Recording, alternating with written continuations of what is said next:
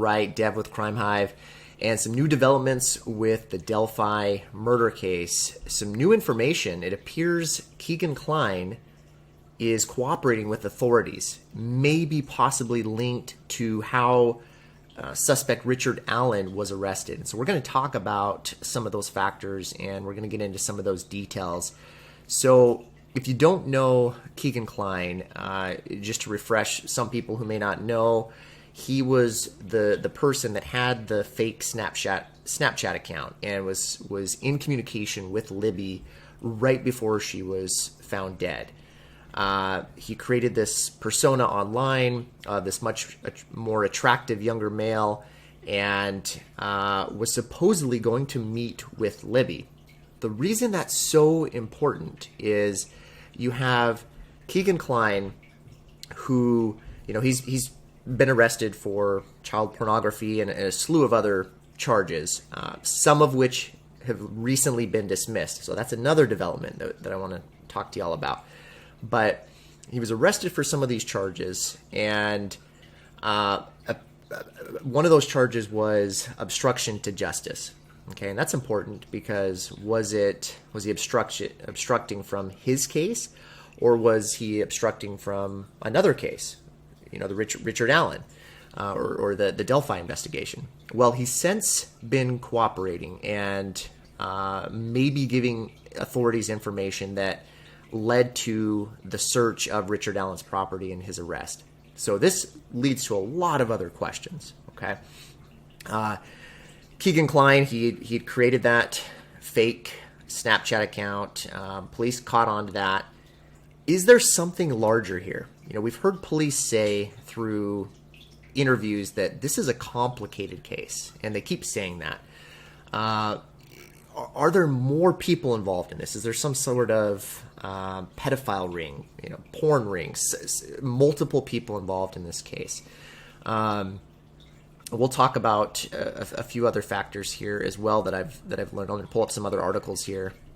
Okay, just wanted to pull up Kegan Kline's face and a few more things I wanted to point out. He had taken a polygraph with police, and we know that's not reliable in court, but there can certainly be some factors where we can determine deception. And police did determine deception on one of those questions when they asked him if he knew the identity of the suspect in the Delphi case.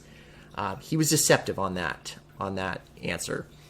So you have this link with him, and then when we look at the court records with Richard Allen, a few interesting things I wanted to point out. There's been some talk about him being arrested for possibly another crime that warranted police getting DNA from him. I haven't found any records of that police were able to get DNA from him. The only thing I can think of is that they were potentially using familial DNA or genealogy to try to figure out from the DNA they already had on the scene who this person was. That's one theory there.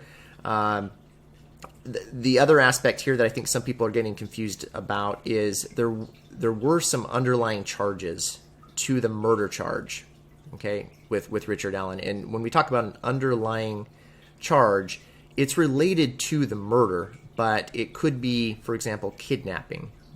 He could have been attempting to kidnap the girls before they were murdered. It could have been involved with human trafficking, sexual trafficking. Could have been arson, burglary, child molesting, sexual conduct. These are the types of underlying charges that go along with that murder charge that Richard has been charged with, if that makes sense. So I wanted to clarify that, but I haven't seen reports. I've heard people saying that he stole something or he committed a burglary. I haven't, unless that's completely sealed, don't know if he was arrested for some other charge that allowed police to get that DNA from him. If you guys have more information on that, though, let me know.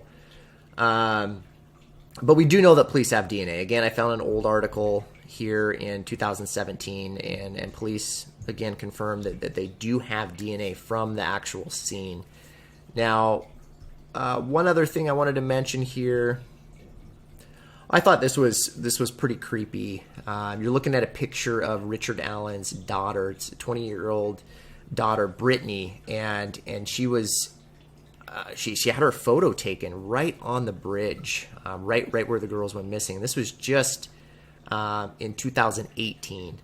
Just about a year later, she's on this bridge, and we do know with killers, and again, don't know if he's a potential serial killer. We still don't know a lot of information about him.